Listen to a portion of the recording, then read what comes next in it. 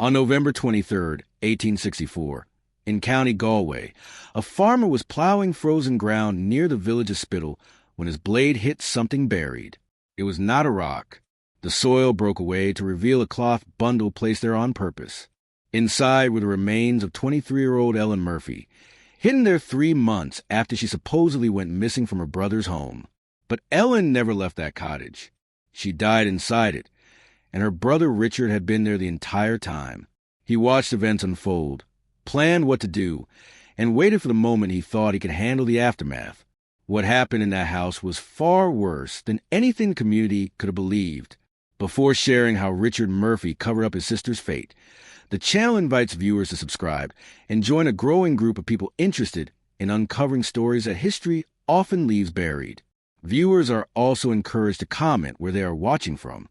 With that, the story returns to Ireland in 1864, just as a family secret was about to come to light. In those years, Ireland was still recovering from a famine that had ended less than 20 years earlier. It had taken over 1 million lives and pushed another million to leave for places like America. Many rural areas still showed the damage. Empty cottages collapsed by landlords, old fields turned into grazing land, and entire settlements left abandoned. In County Galway, along the harsh Atlantic coast, survival meant holding on to whatever land a family still had. The Murphy family lived on a small plot outside Spittle, a fishing village where Irish was mainly spoken. English was used only when dealing with officials who did not fully understand life in those regions. Richard Murphy was 31 that year. He lived quietly, kept to himself, and met his responsibilities.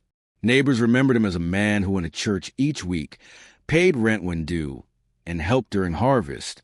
Nothing in his behavior gave any hint of trouble or suggested he could harm anyone. His younger sister Ellen had recently come home after working for a short time in Galway City. People describe her as gentle, religious, and talented with sewing. She hoped to save enough money to travel to America, where relatives had settled in Boston. Letters she wrote to friends showed she had a cautious but real hope for the future. Their cottage stood alone on a windy hillside. It was a simple one-story home made of stone with a thatched roof and 2 small windows facing the sun. A half-acre of potatoes, a small garden, and a few chickens sustained the pair. They lived like many others, with little money but enough to manage, supported by their community and their faith. But inside that home, something had gone wrong. Whatever it was had been building for a long time, hidden behind quiet routines. It began to surface when Father Michael Brennan stopped by in August 1864 and casually asked where Ellen had been, since she had not attended church for several weeks. Richard answered smoothly. Ellen, he said, had gone to Dublin and found work with a family. The priest accepted the explanation. Many young women left for city jobs at that time. People were constantly moving to Dublin, Liverpool, Boston, and New York. Ellen's sudden absence did not raise suspicion. Still, Father Brennan later recalled how calmly Richard had spoken, how steady his voice had been, and how he never looked nervous. At the time, it seemed normal. Only later would the priest realize that this was the start of a larger lie. The first person who truly sensed something was off was Ellen's close friend, Bridge. In late July, she walked the usual 2 miles to visit Ellen, as she did every Thursday. They normally sat outside together, sewing and talking about their lives and their hopes of leaving Ireland someday. But that day, Richard met her at the door. He said Ellen had a stomach illness and was resting. When Bridge offered to bring a remedy her mother often used, Richard refused, saying it might be contagious and best to leave her alone. She returned the next Thursday. Again, Richard blocked her from entering. He now claimed the illness was worse and might even be typhus, so she should stay away. This time, Bridge pushed back. If Ellen was that sick, someone needed to care for her, bring water, and tend to her bed. Bridge tried to see Ellen again, but Richard blocked her once more. His tone was sharper than she had ever heard. He insisted he would take care of his sister, and told Bridge not to return until he sent word. That message never came. From that day on, no one in the community saw Ellen alive again. Down the road, Catherine Flaherty noticed something unusual in early August. Richard started making more trips to the market and buying things he had never purchased before, such as quicklime extra candles, and a roll of thick canvas. When she casually asked what he needed them for, he explained he was fixing damp spots and preparing the cottage for the colder months. It sounded reasonable, and he spoke calmly, so she let it go. But she later realized that she had not seen Ellen since before the early August harvest festivities. Ellen always took part, helped with the fire, and joined the dancing. Her absence stood out. Catherine mentioned this to her husband, who repeated it at the local pub. Before long, people were comparing stories. Some remembered Richard saying she went to Dublin. Others had heard she went to stay with relatives in Cork. The stories did not match, and in a small village, that never goes unnoticed. When Father Brennan heard the talk, he visited the Murphy home again in mid-September, this time bringing Catherine Flaherty with him in case Ellen was still ill and needed a woman present. Richard met them outside and did not let them in. He repeated that Ellen had gone to Dublin, recovered from her illness, and found work with family in Rathmines. He said she sent word through a traveler. There was no letter, he explained, because she did not feel confident writing in English, and the family she worked for preferred proper English from their staff. On the surface, nothing sounded impossible, but something about Richard's delivery left the priest uneasy. In his journal on September 18th, he wrote that he felt unsettled, noting that Richard's answers sounded practiced, not natural. He decided to pray on the matter, unaware that Ellen's body was lying under fresh lime and soil only a short distance from where he stood. He also did not know that she had been killed in late July, during the same week Bridge first tried to visit, and was told Ellen was too sick to see anyone. The next sign that something was wrong came from Michael Joyce, the Spittal postmaster. In October, a letter arrived from Boston addressed to Ellen in care of her brother. It was from her cousin Catherine, who had moved to America 5 years earlier. She wrote with excitement about finding Ellen a position in a well-to-do Boston household and urged her to book her passage soon. Michael Joyce walked the letter to the Murphy cottage himself, as he often did with important mail. Richard accepted it politely. When the postmaster asked whether he should forward the letter to Dublin, Richard said no. He would send it himself the next time he wrote to Ellen. But Ellen would never read that letter. She had been gone for 3 months by then, and Richard had taken full control of her belongings, her mail, and the story of her life. He crafted a version of events in which Ellen was working in Dublin, far from anyone who might challenge his explanations. But the land itself was about to reveal the truth. Thomas Connolly had farmed the field next to the Murphy property for 15 years. He knew every inch of it, including where the plow usually snagged. On November 23rd, 1864, while working soil he had turned many times before, his plow hit something unexpected. It wasn't stone. It pushed back in a way that felt wrong. He stopped his horse, circled around, and tried again from a different angle. The same strange resistance met the blade. Thomas climbed down and dug with his hands. The soil looked recently disturbed, with a different color and texture from the surrounding ground. Someone had dug there in the past few months. As he cleared more dirt, he uncovered heavy canvas, tied and folded with care, the sort used for grain sacks or shipping goods. His hands shook. Before he fully understood it, he already knew what he had found. He pulled the bundle free and dropped it the moment he saw the shape. Through a small opening in the canvas, he could see part of a blue wool dress, and beneath it, the unmistakable curve of a human skull. Connolly ran for help. Within an hour, Father Brennan, Constable James Blake, and several men from the village were standing around the exposed grave. Constable Blake took charge and directed the careful removal of the bundle. They placed it on the grass and opened it with quiet respect, knowing they were dealing with a serious crime. Inside, they found Ellen Murphy. Her body was curled into a small shape, still wearing her Sunday clothes, a blue wool dress, and a clean linen shift. Her rosary was wrapped around her left hand. Although her face had begun to break down, she was still recognizable. When Catherine Flaherty arrived to identify her, she broke into tears and confirmed it was Ellen. She recognized the dress and the rosary that had belonged to Ellen's mother. The next morning, Dr. Samuel Hutchinson traveled from Galway City to examine the remains. His report, preserved in county records, painted a grim picture.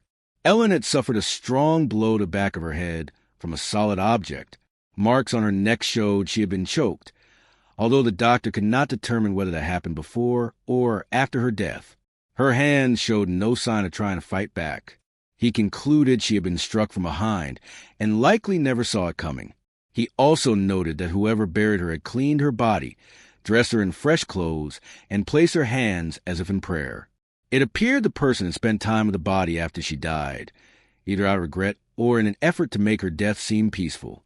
The quicklime Richard bought in August was meant to destroy evidence, but in the damp soil, it instead slowed decay and preserved details that would have otherwise been lost.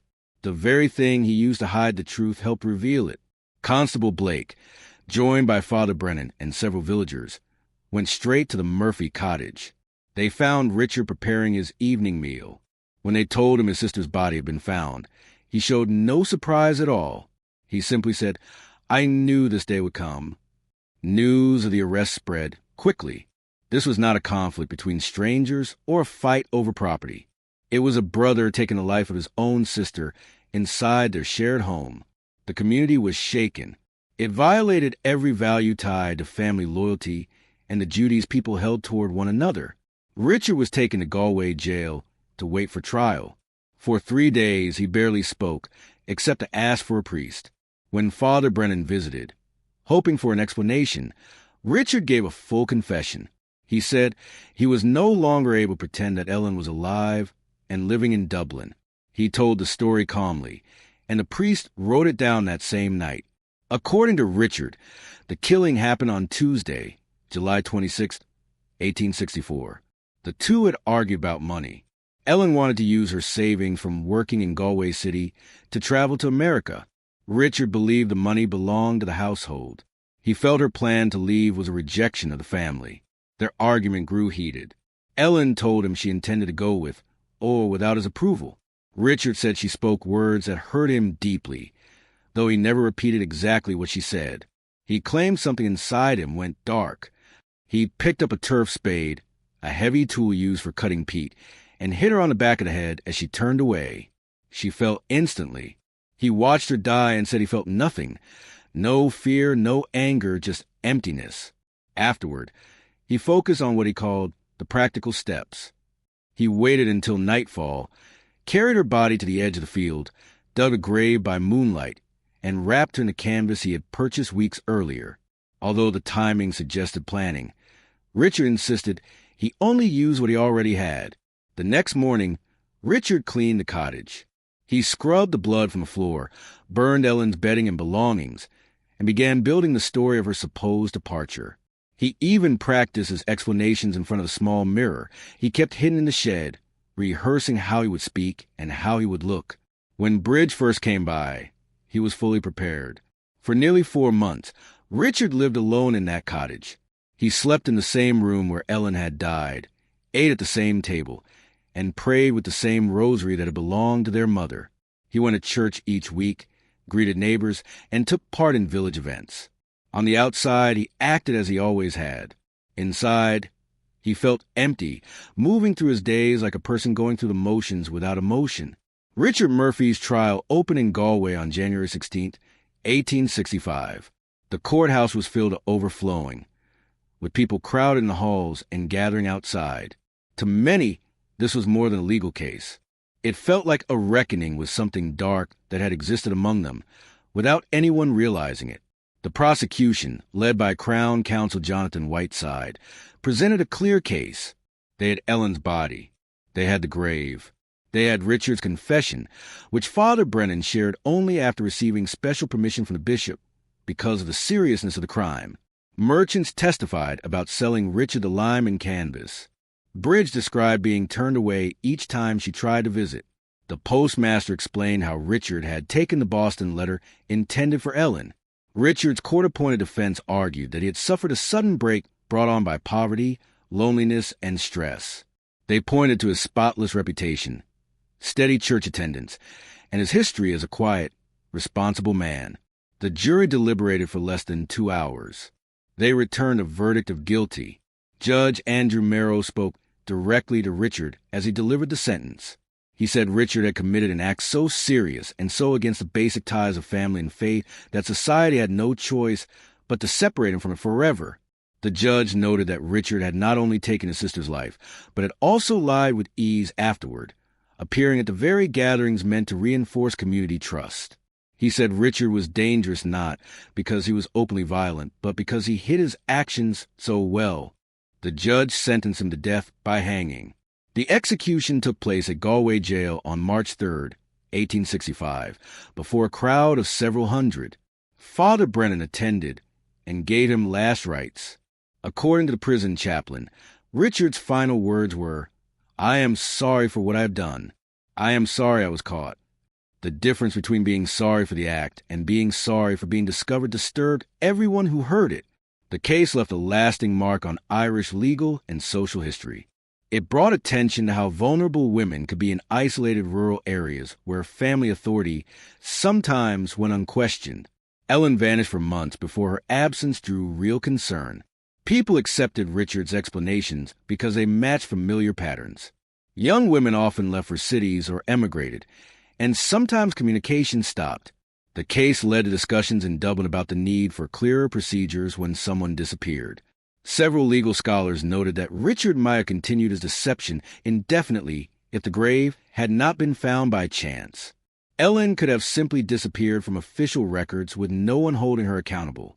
In County Galway, the case shook long-held beliefs about safety within families. If a brother could harm his sister and then function normally among his neighbors, people wondered what else might be hidden behind closed doors. Everyday life continued, but with a new sense of caution as neighbors watched one another more closely. The case introduced a level of doubt that unsettled communities built on trust. Father Brennan, deeply shaken by everything he had witnessed, began calling for what he described as pastoral vigilance. He believed clergy should look more closely into long absences, especially when young women stopped attending services. He wrote several pieces for Catholic newspapers arguing that the church had a responsibility to check on parishioners who suddenly disappeared.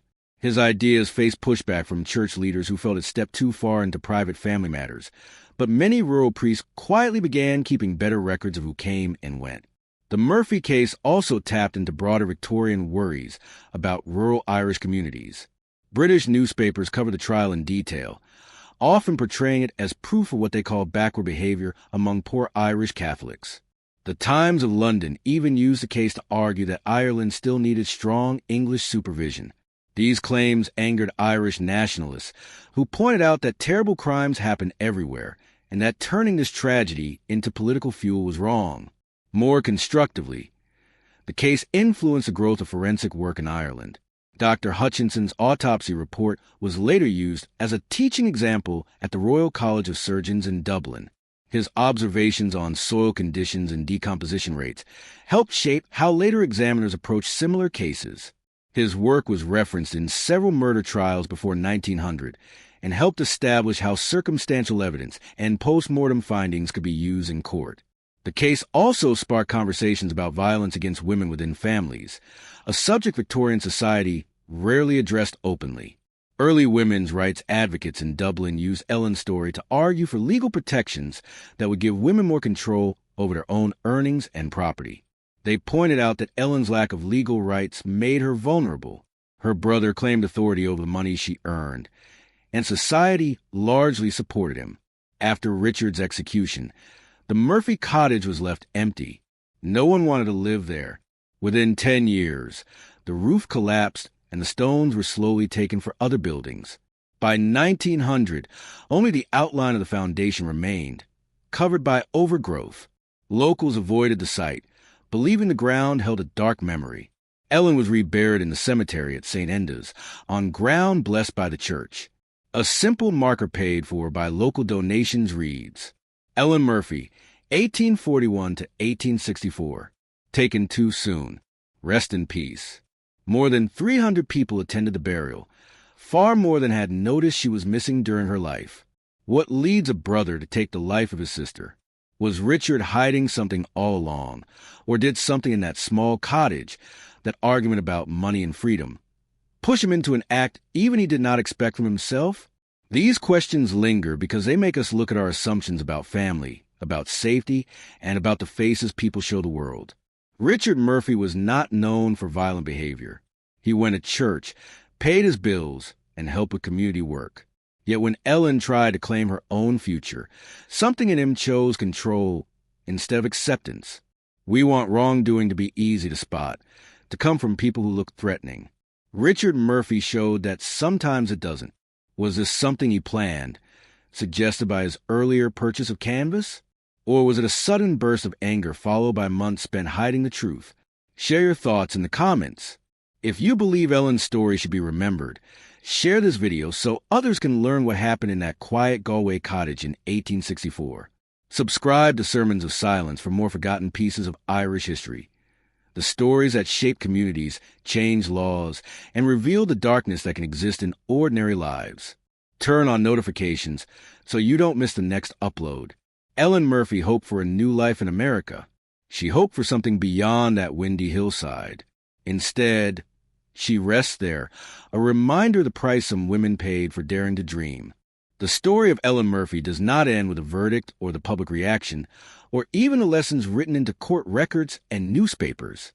It continues in the quiet way stories survive in communities, in the questions that refuse to settle, and in the uneasy truth that this tragedy could have unfolded behind almost any closed door. When a life is taken in a place meant to be safe, people feel a deep need to understand how and why it happened. They search for meaning, explanation, warning, or something that helps them believe the world still makes sense. Ellen's story resisted easy answers from the beginning, and that may be why it remains so powerful. What makes this case especially haunting is how ordinary everything seemed before the crime. The Murphy cottage was like countless others in rural Ireland. Brother and sister shared the same land, the same routines, the same hardships that shaped so many families in that era. They prayed with the same parish, helped the same neighbors, and lived within the same expectations of duty and sacrifice. Nothing about their lives suggested that violence would erupt within those stone walls. This contrast between appearances and reality made people look at their own lives with new caution. If something so tragic could happen in a home that looked normal from the outside, then maybe they needed to question what they assumed they knew about the people around them. Communities survive on shared trust. People rely on each other to get through poor harvests, illness, and the many challenges of rural living. When that trust is broken, even by one person, fear can spread in quiet ways. The Murphy case reminded people that danger does not always come from strangers. It can come from someone who sits beside you at Mass, someone who greets you politely on the road, someone whose family history looks exactly like your own. The idea that a person could act normally for months after committing something so terrible shook the region and made many question how well they truly knew anyone. Ellen's story raised hard questions about women's rights, safety, and freedom at a time when society rarely spoke openly about any of these issues. She wanted something simple. She wanted the chance to choose her own path. She wanted a future that stretched beyond the limits of her hillside home. That desire was not dramatic. It was not rebellious. It was human, yet her wish to leave exposed the reality that many women depended entirely on male relatives who held legal and financial power over their lives. Ellen's earnings were not fully her own. Her plans had to be negotiated with a brother who believed his authority should matter more than her personal hopes. When communities began discussing Ellen's death, many women recognized parts of their own lives in her story. They understood the quiet worry of saving money secretly. They understood the weight of family expectations. They understood how quickly a dream could be dismissed by someone who believed he had the right to decide for them.